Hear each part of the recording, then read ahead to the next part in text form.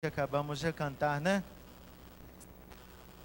Que muitas vezes a gente passa pelo deserto, né? E se no deserto eu não ouvir a tua voz, então é possível que durante a dificuldade a gente tenha muita dificuldade de ouvir o que o Senhor está nos dizendo, o que a própria música nos ensina, e se podemos resgatar um texto bíblico, é a palavra do profeta Jeremias, é trazer à memória aquilo que conhecemos a respeito de Deus.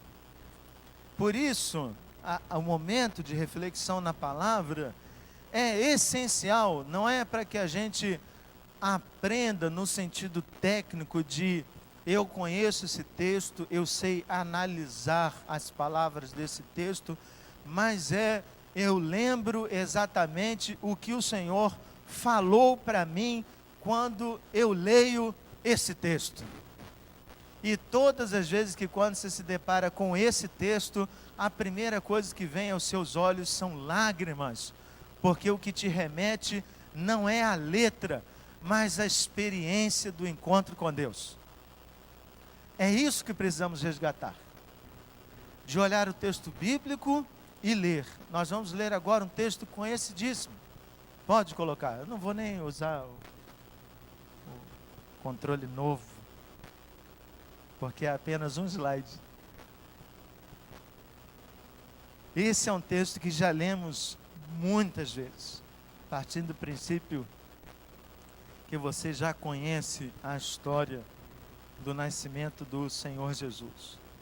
E ele precisa ser não apenas lido, mas percebido por nós de maneira singular nesta noite. Então vamos orar, vamos pedir que o Senhor mesmo nos ajude para que ao lermos sua palavra, as palavras saltem aos nossos olhos, falando profundamente ao nosso coração.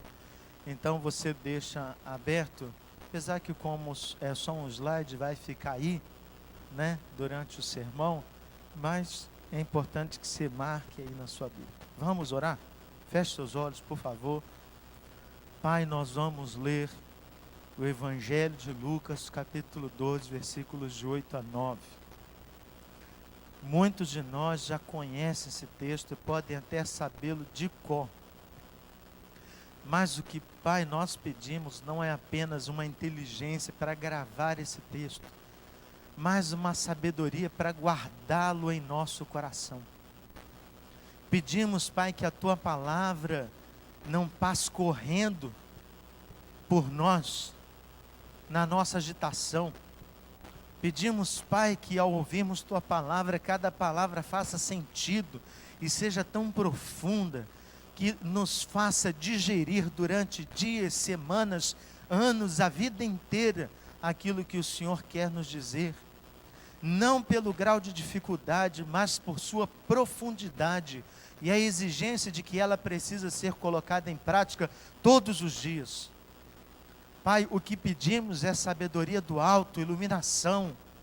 Pedimos que Teu Santo Espírito alcance nosso coração, que o Senhor quebre em nós barreiras que podem ser o cansaço físico, a sonolência, o remédio que tomamos, os nossos problemas, a angústia de alma, que todas essas coisas desapareçam de nossa cabeça e do nosso coração, para sermos capazes de ouvir Tua voz e de entendermos aquilo que o Senhor está nos dizendo nesta noite. Ajuda-nos, Pai. Nós clamamos por misericórdia, e como o salmista orou muitas vezes, pedimos: Senhor, tem misericórdia de nós.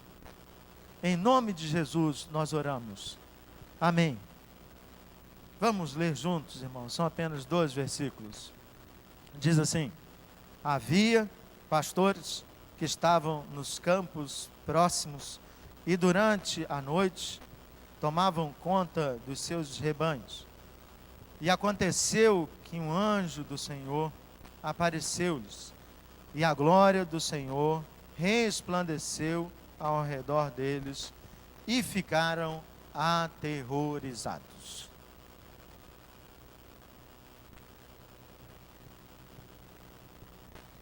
Quero, antes de entrarmos no texto, contar. É algo que eu chamo que deve ser uma preocupação que não deve fugir da nossa mente nenhum instante de nossa vida. A cada dia diminui o número de pessoas com dificuldade de acesso à Bíblia. Isso é um fato.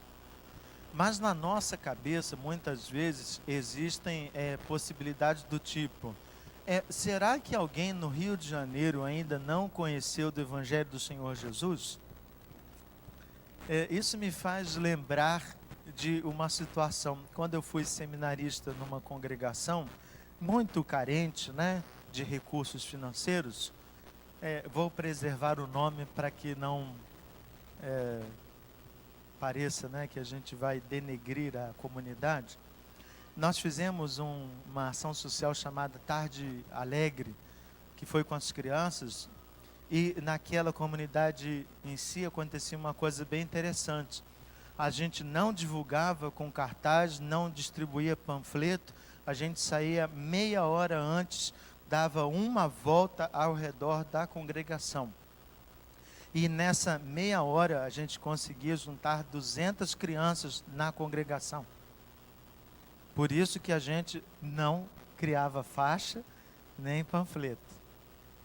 Então a gente falava do Evangelho do Senhor Jesus para essas crianças. Um dia a gente teve aula de escovação, né? Eu, na minha função como dentista que sou, mentira, não sou dentista, né? Tenho cáries, fico até com vergonha, porque a minha dentista está sentada ali. E diante lá daquelas crianças, distribuindo, né? Estávamos eu e o doutor Hélio, o outro dentista, né? Dentista nada, éramos 2 seminaristas. E o Hélio distribuindo as escovas, eu distribuindo a pasta de dentes. E distribuindo com uma pasta de dentes só para todas as crianças. Aquelas crianças que receberam primeiro, ao final, né, a gente chegar lá no final da fila, elas fizeram a seguinte pergunta para mim: tio, tem mais? E eu olhei e falei assim: o que fizeram com a pasta de dente? Vocês brincaram, passaram no rosto de alguém? E eles, com um olhar muito ingênuo, perguntaram: não era para comer, tio? E eu fiquei chocado, porque no Rio de Janeiro, tantas vezes, comerciais de pasta de dentes, que deixa os dentes brancos, que prolonga por 12 horas, recomendado pelos dentistas. Cada tempo passa o comercial na televisão falando de pasta de dente. E aquilo me fez pensar que um assunto tão básico, né, para mim, para você, tenho certeza disso, não acredito que ninguém aqui não conheça o que é pasta de dente e o que se faz com pasta de dente, né, que não é para comer, é para escovar os dentes. Fico pensando se de fato o Evangelho chegou para todas as pessoas que estão no Rio de Janeiro. A gente pode dizer que existem programas de televisão com pregações, com falas e tudo mais, mas a pergunta é: o que de fato essas pessoas estão recebendo? Será que elas estão recebendo o Evangelho do Senhor Jesus? E aí eu quero compartilhar com você uma preocupação que é a tradução da Bíblia para a língua dos povos. Nós temos a Bíblia em português em tantas versões que eu nem sei mais quantas são.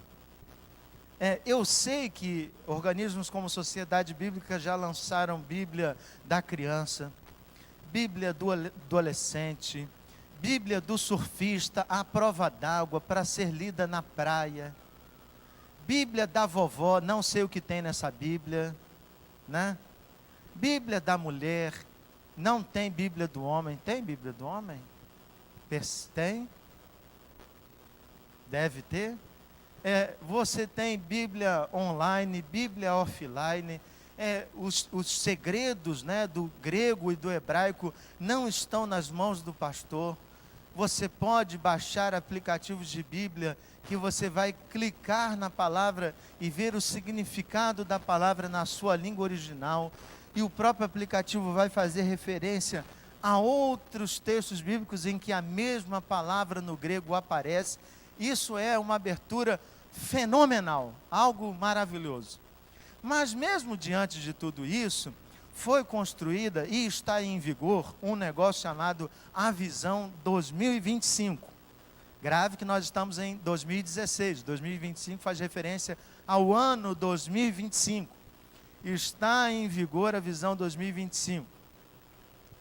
Disse que dos 6 bilhões que existem no planeta, já quase 7, falam-se 6.809 línguas. Sabe para quantos idiomas a Bíblia já foi traduzida de forma completa? 366. Significa que mais de 6.400 línguas não têm a Bíblia em sua versão completa. 15% de população, né, de línguas, né, desse grupo de línguas, 1.012 línguas, tem o Novo Testamento. 883 línguas têm um livro da Bíblia traduzido. Mas olha que coisa cruel agora. 2.261 línguas têm pelo menos uma porção muito pequena das Escrituras. Quando eu falo muito pequena, eu falo um capítulo das Sagradas Escrituras. Mas existem mais de 3.000 línguas sem qualquer tradução bíblica. E desses 3.000 grupos étnicos desprovidos da palavra de Deus, a maioria deles está na Ásia, especialmente na Índia, China, Nepal e Bangladesh. Você tem dificuldades muito grandes, né? Então, olha que coisa interessante. Por exemplo, você olha para Papua, Nova Guiné, Indonésia, são países que você pensa assim, tem um idioma só. Não, nesses países falam-se mais de 600 línguas diferentes. E aí, quando a Visão 2025 ela foi estabelecida, é porque a conta é o seguinte: se a tradução da Bíblia continuar nesse ritmo que está, ou seja, se Deus mantiver vivos esses tradutores da Bíblia, né, e sustentando essas organizações, se eles não diminuírem nem aumentarem, a ideia é que a Bíblia esteja traduzida para esses povos em 2150. Chocante, né? 2150. Esses povos terão a Bíblia. Então, quando a Visão 2025 for estabelecida, é que eles querem antecipar em 125 anos essa cronologia, né? Esse prazo. Eles querem antecipar isso para o ano 2025. Mas quero lhe dar uma triste notícia.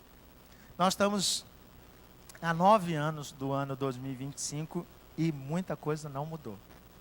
A tradução continua cada vez mais lenta, mais devagar, e provavelmente 2150, olhando apenas pelo ritmo, não conseguiremos nem ter a Bíblia traduzida para esses povos. Pensar que algumas gerações vão nascer e morrer no Brasil e nós até lá teremos Bíblia em ainda mais versões, ou talvez seremos como a Europa, né? Abandonaremos o texto sagrado, se corremos o risco do secularismo. Mas por que estou falando isso, né? Tradução da Bíblia, o que tem a ver com isso? Porque quando falamos da Bíblia, falamos de um aspecto muito importante na teologia chamada revelação. O que é a revelação de Deus? Revelação é o ato de Deus dar-se a conhecer as pessoas. Nós cantamos essa última música que diz, está escrito, ela fala coisas bem pertinentes acerca disso. Por exemplo, nós aprendemos que Deus nos diz que nada nos faltará.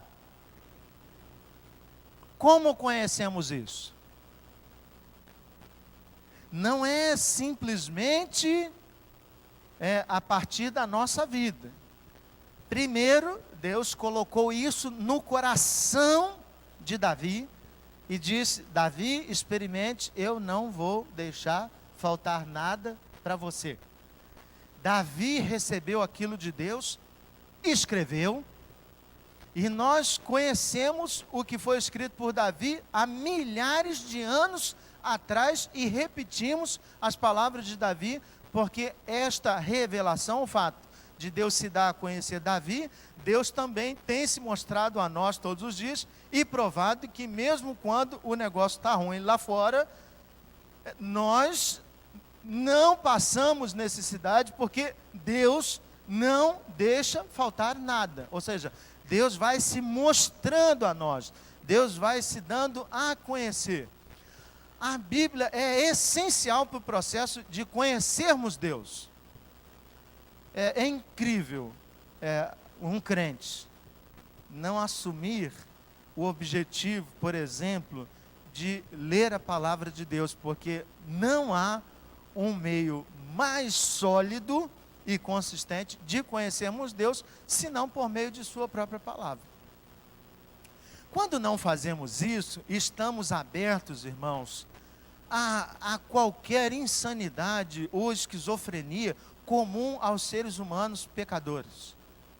Outro dia, recebi no WhatsApp um vídeo de uma mulher que chorava copiosamente e queria compartilhar algo que recebeu de Deus. Eu mal consegui entender o que ela queria dizer, porque ela soluçava, dizia que era algo terrível, e no final ela não disse assim: Sérgio Cabral vai ser preso, o Pezão vai ser indiciado, o Eduardo Paes é o próximo. Ela não diz isso. Ela disse: as coisas estão muito difíceis. Deus manda dizer que as coisas estão muito difíceis. Eu também te digo isso. As coisas estão muito difíceis. E do andar da carruagem eu digo: as coisas vão piorar. Ok?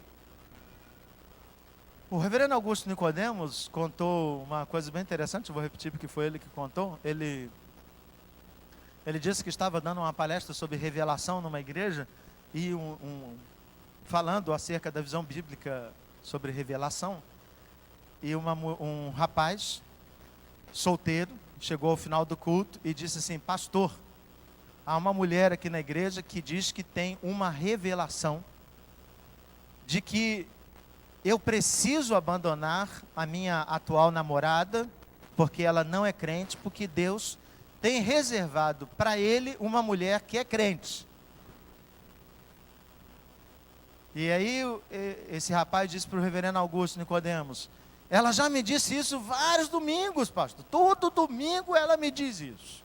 O que o senhor acha que é? O reverendo Augusto disse assim: eu acho que ela é a mulher enviada de Deus e que ela quer que você termine o namoro.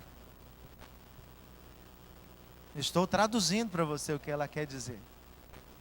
E o reverendo Augusto Nicodemos diz de forma lúdica, né? Uma forma mais tranquila, não como uma brincadeira, mas algo mais descontraído. Uma coisa que é muito séria, irmãos. É muito simples dizer que Deus me disse para fazer determinada coisa.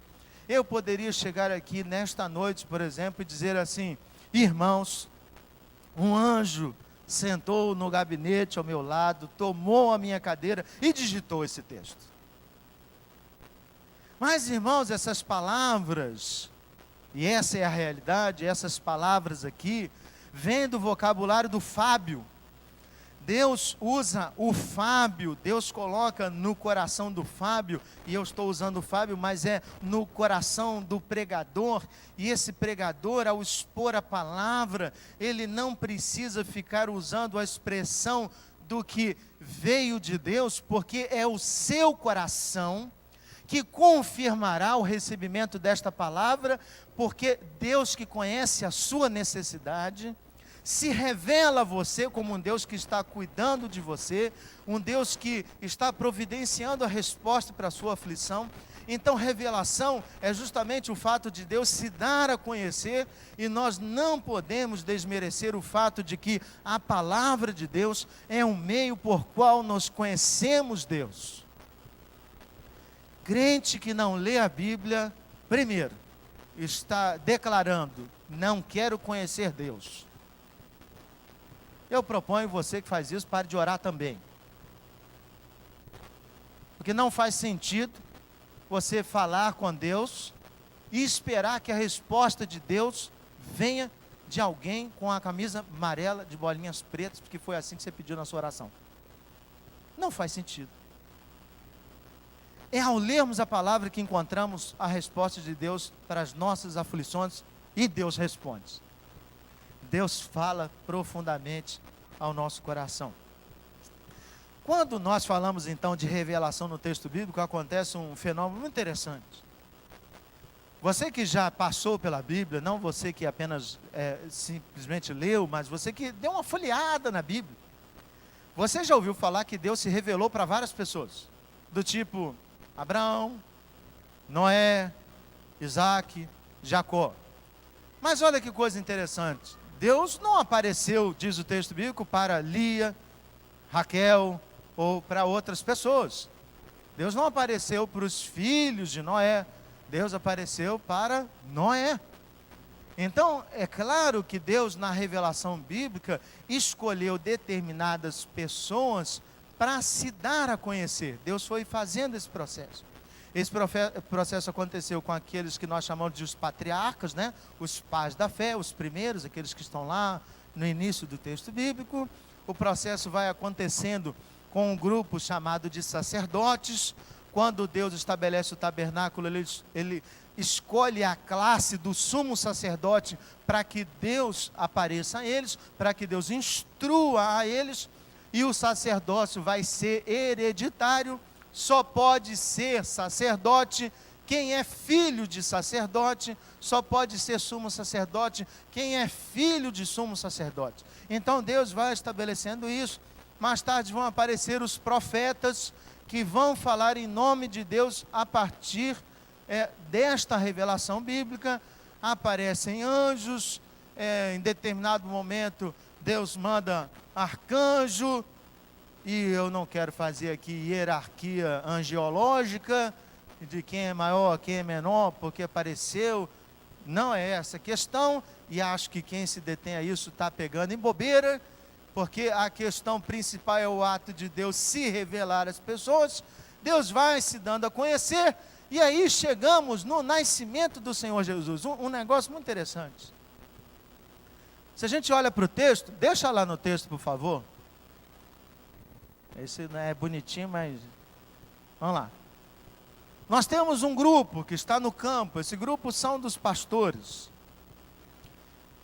Os pastores eram considerados pelos judeus pessoas que tinham uma profissão não digna de um judeu. Então eles eram desprezados. Eles eram pessoas não dignas, talvez por um aspecto em especial. Os pastores trabalhavam onde? Os pastores trabalhavam onde? No campo. Nós estamos falando de pastor de ovelha, né? No campo. Qual é o expediente de um pastor? 24 por 48. 24 por 24. Por 24 por 24, né? Ele é um empregado, não tem CLT, não tem descanso semanal, ele é quase que um escravo do seu dono, né? Ou do dono das ovelhas. Então ele trabalha, em geral as ovelhas não são deles, né? Ele está tomando conta das ovelhas de alguém. Estou falando nesse contexto. Lá no passado as pessoas eram proprietários de suas próprias ovelhas, mas então eles estão lá no campo. Então não existia um pastor, mas vários pastores, porque principalmente durante a noite os pastores tinham que ficar acordados porque à noite os animais perigosos às ovelhas é que eles vão caçar. Então esses pastores estavam lá no campo, e pelo fato de estar no campo, eles compareciam à festa da Páscoa? Claro que não. Eles compareciam à festa de Pentecostes? Claro que não. Eles conseguiam comparecer aos sábados na sinagoga? Claro que não. Então o judeu disse que todo judeu que se preza não pode ser pastor de ovelha. Porque impede. A gente pode fazer um parêntese, com muito cuidado. Muito cuidado que eu vou dizer, mas é importante. Às vezes nós nos permitimos trabalhar em empregos que nos levam para longe do Senhor. É preciso que a gente ore por isso. Para que essa nossa rotina de trabalho, como os pastores tinham, não acabe nos afastando de fato de Deus e da comunidade, ao ponto não só das pessoas dizerem que nós não fazemos parte, mas ao ponto até dos próprios pastores repetirem o sentimento de não se sentirem parte da comunidade. Fecha o parêntese. Então, pede a Deus por isso, para que Deus sempre te ajude, para que, independente da conjuntura, você não esteja longe da casa do Pai. Ok? Fechando parênteses, nós voltamos lá a olhar para os pastores, e aí os anjos aparecem para os pastores. Perguntas que a gente poderia fazer. O sininho aqui do meio atrapalhou olhar o relógio. Chegar para cá. Os anjos apareceram para os pastores, e aí você poderia se perguntar, por que que os anjos não apareceram para o sumo sacerdote Anás ou para o sumo sacerdote Caifás? Por que que os anjos não apareceram para os sacerdotes que estão lá no templo? Por que que os anjos não apareceram para Zacarias? Por que que os anjos não apareceram para crentes devotos que estavam no templo ou fora do templo? Por que que os anjos decidem aparecer ou são empurrados por plano divino para aparecer para os pastores? O que eu quero dizer é que há um plano que a gente precisa entender, que o fato de quando Deus aparece para os pastores, não é só uma historinha assim, apareceu para os pastores, vem aqueles pastores com as ovelhinhas, os pastores ficam aterrorizados, e aquela coisa. Há um processo didático de que o que está acontecendo, o que significa o fato de Deus se revelar a pessoas que estão longe da religião. É como se Deus decidisse contar alguma coisa muito especial, não para nós que estamos aqui no domingo, mas para um crente, que sendo judeu, como os pastores poderiam ser, está afastado, longe da comunidade, nem está pegando na Bíblia, nem lê, nem participa das celebrações, dos momentos importantes. É como se Deus fizesse isso, e nós que estamos ansiosamente buscando a presença de Deus, não recebemos algo que talvez possa ser dado a essas pessoas que estão lá fora. Apenas uma comparação para você entender o sentimento que pode ter acontecido com aqueles que estavam no templo. E por que que eles vão, a partir dali, desprezar aquilo que foi dito aos pastores?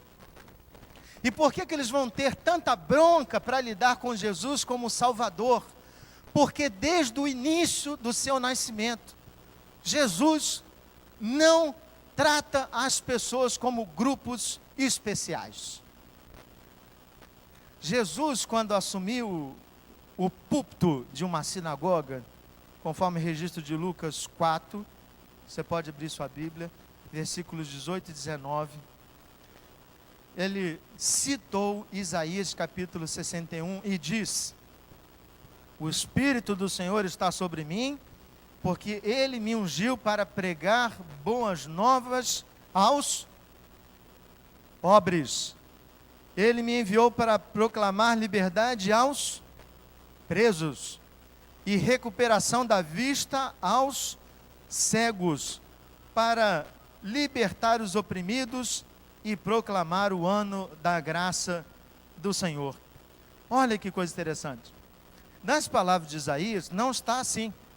O Espírito do Senhor está sobre mim, porque Ele me ungiu para fortalecer os crentes, animar os que são fiéis, encorajar os pastores de igreja, abençoar os presbíteros, animar os diáconos. O grupo, foco da mensagem dita pelo Senhor Jesus de púlpito, são os excluídos. Excluídos. Pobre, preso, cego, oprimido e qualquer outro grupo que seja excluído. Isso nos faz pensar sobre o foco de hoje, que é falar sobre a inclusão, e que Natal é tempo de inclusão. Isso me faz lembrar, irmãos, permita a minha citação, eu cursei o curso de pedagogia, não posso dizer que sou pedagogo, porque eu sou pastor. E no curso de pedagogia a gente tem uma disciplina chamada educação especial. A educação especial, ela visa incluir aqueles grupos que nós denominamos que não fazem parte do conjunto da normalidade. Isso deve chamar a nossa atenção por um aspecto. Na nossa cabeça há um grupo ou um conceito de normalidade. Normal. Seu filho acabou de nascer, você olha para ele, como é que você sabe que ele é normal? Ele tem 2 olhos, um nariz, 2 orelhas, uma boca. Se quando a criança sai da barriga, ele tem um olho só, choca. Se ele tem uma orelha só, a gente diz que ele vai ser denominado como uma pessoa com deficiência. É o nome atual, um PCD. Já foi portador de necessidade especial, e a sigla vai mudando e vai mudar 50 vezes ainda. Mas, ou seja, nós temos que incluir as pessoas que são diferentes de nós, porque nós deduzimos que nós fazemos parte de um grupo de pessoas normais. Mas aquele grupo, ele tem uma necessidade especial. Se eu fosse participar da lei, eu queria incluir no grupo dos PCDs as pessoas que sofrem de cálculos renais. Ninguém sabe o que é fazer um casamento com a pedra travada no rim. Eu sei. Casamento de Letícia e Vanderly, eu aqui, mostrando normalidade, suando frio, ao ponto de morrer, né? Com o meu rim completamente paralisado. E eu estou falando porque quando eu cheguei no hospital, na manhã do dia seguinte, eu descobri que meu rim estava paralisado. Desse tamanho, porque estava inchado de tanto, né? E várias pessoas dizendo, bebe água, pastor, bebe água. Crise renal, a gente não bebe água. Porque se o cálculo estiver travado, você só piora a dor, né? Então você fica lei seca. Nem a água pode. Quando nós denominamos então esse grupo com necessidades especiais, nós traduzimos eles e nós. Ou seja, eles precisam, mas eu não preciso. Eles precisam ser incluídos porque eles têm debilidades, mas eu não tenho debilidade. Isso me chama muita atenção, porque de alguma forma isso cria em nós esse conceito de os normais, os anormais, ou as pessoas sem deficiência e as pessoas com deficiência. Eu estou certo que se você não é um PCD, se eu perguntasse para você se você tem alguma deficiência, você provavelmente diria não. Talvez você tenha artrose, artrite, reumatismo, você tenha dor de cabeça constante, talvez você tenha prisão de ventre, mas ninguém vai dizer na empresa, eu sou um PCD porque eu tenho prisão de ventre. Ou seja, nós consideramos isso um conjunto de normalidade, mas qualquer pessoa que tenha alguma coisa a mais ou diferente de nós, nós consideramos que essas pessoas têm necessidades especiais. E nós tratamos diferente algo que Deus sempre tratou com muita naturalidade. Quando Jesus nasceu, e o anjo, né, aparece aos pastores, acontece um fenômeno bem interessante. Deus está se revelando a um grupo dito excluído, que para nós seria um grupo de necessidades especiais, porque ele precisa ser alcançado. Ele é um grupo que não está no grupo normal de trabalho, ele precisa ser alcançado. Só que esse fato, irmãos, vai elucidar uma teologia que foi construída e denominada anos à frente, milhares de anos à frente, como sacerdócio universal dos crentes. O sacerdócio universal dos crentes é uma doutrina construída a partir do significado muito interessante. Todo crente é um sacerdote diante de Deus. Ou seja, o que significa isso? Nós temos acesso direto a Deus. Ninguém paga pedágio para falar com Deus. Se alguém te cobra para orar, irmãos, recebi uma notícia algumas semanas atrás que tem igreja cobrando oração. Não se submeta a isso. Não deixe as outras pessoas se submeterem a isso. Nós temos acesso direto ao Pai. Significa que a gente fecha o olho e diz: Pai. Pode ser de olho aberto também. Pode ser olhando para o céu, pode ser olhando para dentro. Mas o fato é que a gente pode falar com Deus. O acesso já foi liberado a nós.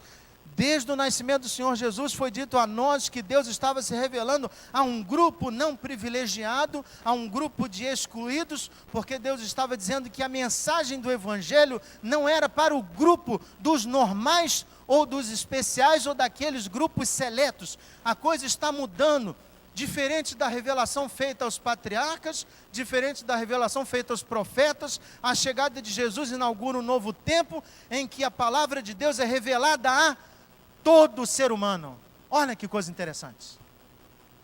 No início do nascimento do Senhor Jesus, o anjo se revela aos pastores, e no ato da morte do Senhor Jesus, o véu do templo é rasgado de alto a baixo. Significa que não tem mais aquele lugarzinho escolhido que só entra o sumo sacerdote. Acabou a função, todo mundo desempregado. Não há mais necessidade de entregar a minha oferta para alguém, para que essa pessoa fale com alguém, para depois me dar a resposta de que aquilo está acontecendo. Nós temos prática de pedir oração aos irmãos sobre problemas que passamos. É uma prática saudável. Eu só quero pedir que você esteja alerta a um problema. Se passa pela sua cabeça que em algum momento a oração daquele irmão pode ser mais relevante que a sua.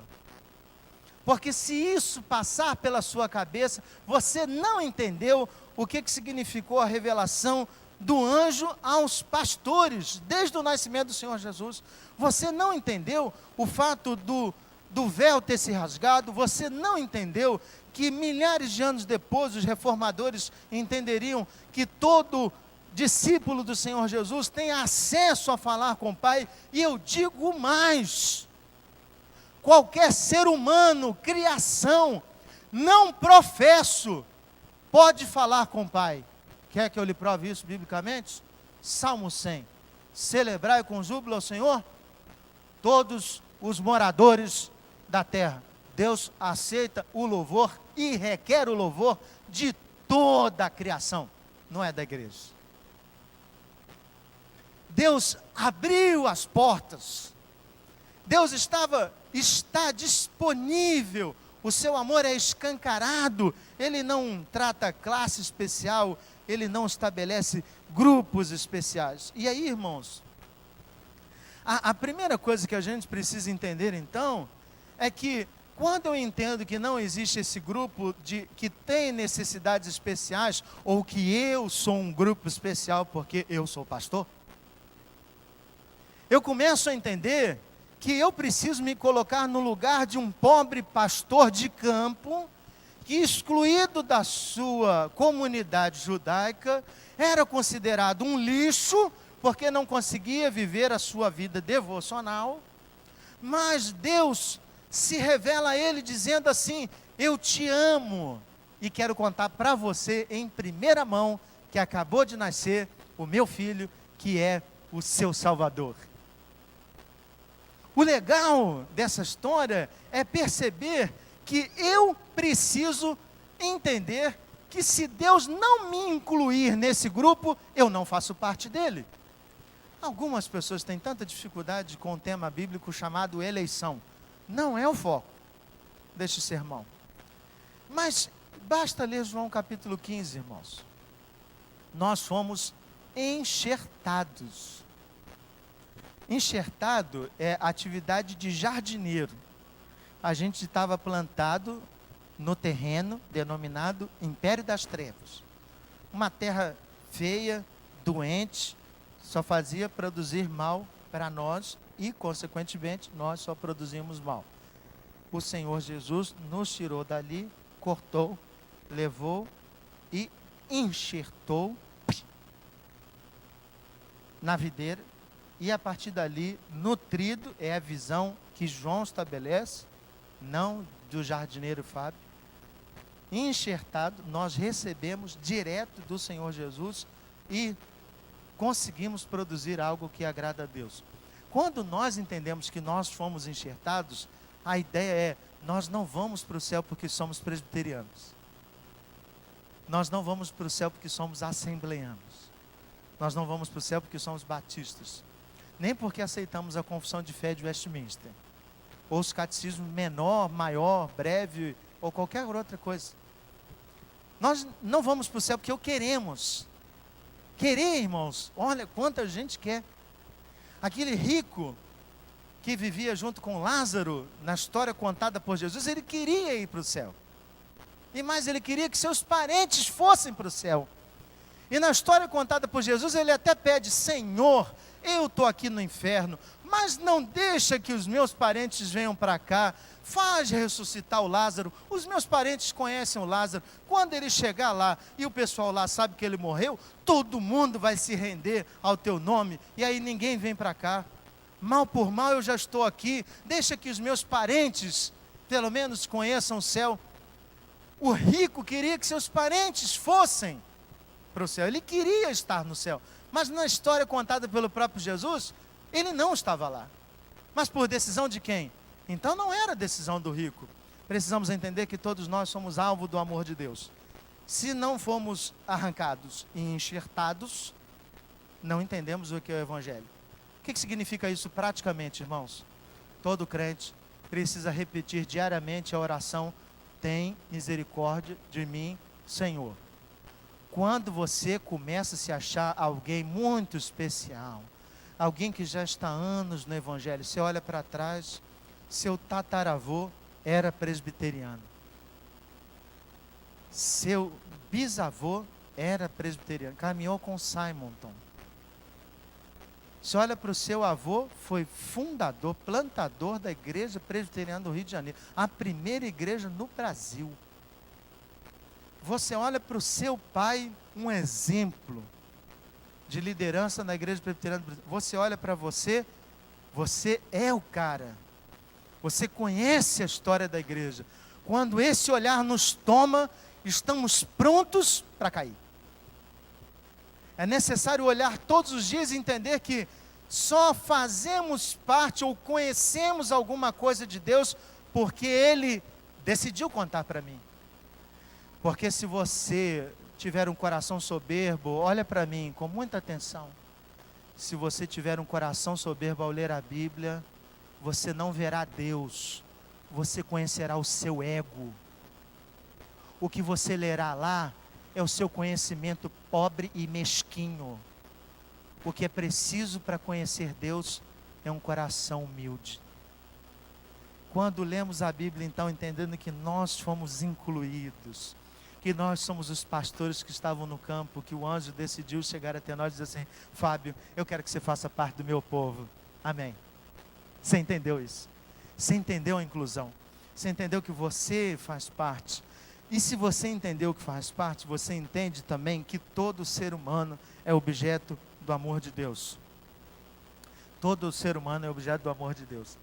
Se nós então precisamos aplicar esse tema inclusão relacionado a esse tempo que estamos vivendo do Natal, eu tenho 3 questões práticas, pode projetar, estão aí.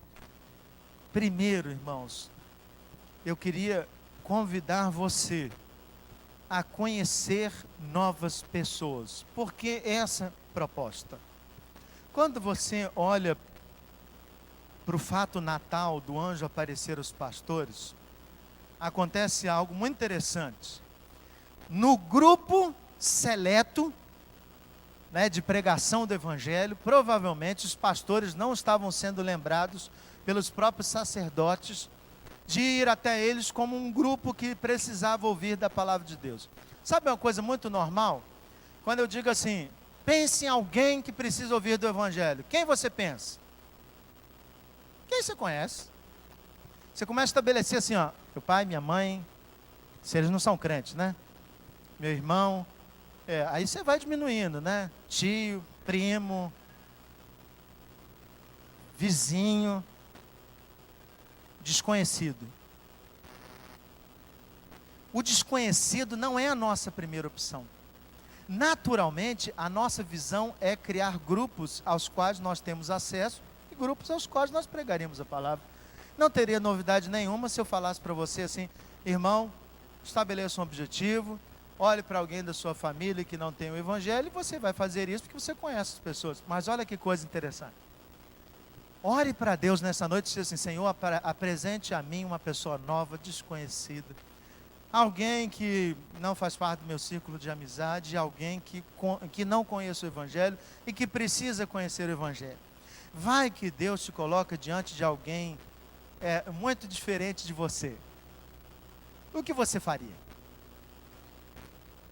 Se essa pessoa não se vestisse como você, se essa pessoa não falasse como você, se essa pessoa não agisse como você, se ela estivesse afundada em situações de pecado, o que você faria? Você decide. Objetivo número 1, conheça novas pessoas. Queria propor que você colocasse como desafio de oração para essa semana. Senhor, me apresente pessoas que eu não conheço para ouvir do evangelho. Quero contar um testemunho sobre isso. Aqui no grupo de Realengo nós fizemos um desafio, né? Estabelecer pessoas. E aí a gente foi perguntando para cada membro do grupo, quem você pensou? Vamos anotar o nome e orar. Eu espero que os membros do pequeno grupo de Realengo estejam orando. Amém? E aí, não tira não, por favor, a projeção. Aí, nós oramos por um monte de pessoas, No outro dia, eu e minha família fomos a uma festa e nos deparamos com uma pessoa que há muito tempo não víamos, e essa pessoa chegou para nós assim, foi sentar na nossa mesa, como se estivesse muito próxima de nós, distante mesmo, estivesse muito próxima de nós, e abriu o coração e disse assim, eu preciso de ajuda, eu quero ir à igreja, eu quero estar com vocês, eu preciso de Deus. Só faltou dizer assim, me bota no carro, me leva para lá, eu estou precisando, a minha família está precisando, as minhas filhas estão precisando. E aí a gente conversou, levantou. Eu falei com a Rosinha assim, tá vendo? Orou ontem, Deus respondeu. Só que o detalhe é que ela não estava na nossa lista. Olha que coisa curiosa. Ore, Deus coloca pessoas diante de você. Pastores esquecidos pelos campos, que precisam ouvir do evangelho. Segunda coisa, fale a língua deles. Acho muito interessante que quando o anjo, né, chega diante dos pastores, os pastores eram profissionais do campo, e ao se depararem com aquela figura tão celestial, tão angelical, tão brilhosa, tão divina, a única coisa que eles sentem é medo, porque eles olham para eles. Então, lembre-se que toda pessoa com a qual a gente se aproxima, lembre-se que de volta do crente há um ambiente chamado cristosfera. E essa cristosfera é tão forte em alguns irmãos que espanta as pessoas. É como se fosse uma barreira, né? Um campo de força, assim, uma proteção. E quando não funciona, o crente diz, sai de reto. É aquela força, o Hadouken, para expulsar o negócio. É preciso que essa áurea vá embora. Como? O anjo diz, não tenha medo. Eu vim aqui para falar contigo. para conversar com você. Eu vim aqui te dar uma notícia. Eu vim falar do Evangelho. O anjo consegue desmistificar que eles precisam ter medo. Algumas pessoas não entram nas comunidades evangélicas porque se fala muita coisa a respeito delas. Do tipo, o que os crentes fazem lá dentro? Ih, rapaz, eles impõem a mão, a gente cai, estribucha todo no chão. O pastor passa paletó suado, todo mundo cai na fila. Não é isso que as pessoas conhecem das comunidades evangélicas? É exatamente isso. Ih, rapaz, durante o culto eles começam a falar uns negócios estranhos lá, o cara fica em transe, vira o zóio, olha para o céu. É isso que se ouve falar das comunidades evangélicas. A gente não está no nível da rua. Isso provoca outra dificuldade. Porque o cara que quer entrar aqui, ele não consegue nem fazer assim, ó. Ele precisa subir 275 degraus para chegar ali na frente e encontrar um ambiente que ele nunca viu e chegar aqui e começar a participar sem saber o que vai acontecer. Ele tem medo, ele tem preocupações. Então, antes que ele venha para cá, é necessário que nós, discípulos do Senhor Jesus, vamos até eles, para dizer para eles, não tenham medo. O Evangelho do Senhor Jesus é uma boa notícia. Você está aí com medo de você, porque você é pecador mesmo. Mas eu te trago uma boa notícia. Jesus veio nos salvar. E assim você fala do Evangelho. Mas o último desafio não está no texto, mas é algo para nós. Porque nós, pecadores, saímos do foco muitas vezes. Eu podia perguntar aqui nessa noite, quem já começou o desafio de ler a Bíblia e já parou?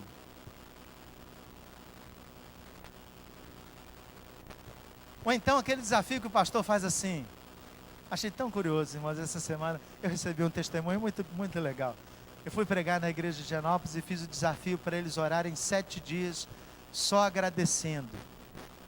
E todas as vezes que ele quebrasse o desafio, ele zerasse a conta. Depois de 22 dias, uma jovem me escreveu uma mensagem dizendo assim, pastor, consegui. Eu chorei, irmãos, quando eu li aquilo. Ela disse assim, pastor, consegui. Consegui levar um desafio de oração à frente. Consegui orar 7 dias agradecendo. E eu quero contar para o Senhor o que é que aconteceu na minha vida. Eu descobri que eu não conhecia Deus. Olha, irmãos, eu não estou falando de uma crente que entrou hoje na igreja. Estou falando de uma menina que nasceu no berço evangélico. É muito simples a gente assumir um desafio. Eu poderia pedir para você, assuma um desafio hoje, você vai assumir. Pode ser que você leve amanhã. Pode ser que você chegue em casa amanhã atribulado e a sua mulher diz assim, a gente tem que cumprir o desafio porque o pastor mandou. Senão ele pergunta domingo e a gente fica a cara envergonhada, não tem o que responder. Pode ser que seja o marido que repita isso. Pode ser que você se ajoelhe na beira da cama por culpa, dizendo assim, Senhor, me perdoe, 3 dias não orei. Talvez você assuma o desafio e esqueça dele. Já aconteceu de pessoas me pedirem oração. Pastor, ora pelo meu sobrinho, um exemplo, ora pelo meu sobrinho, ele está doente, está com isso. Aí passa uma semana, domingo eu chego assim, e aí, como é que está o seu sobrinho? Está bem, pastor, por que o senhor está perguntando?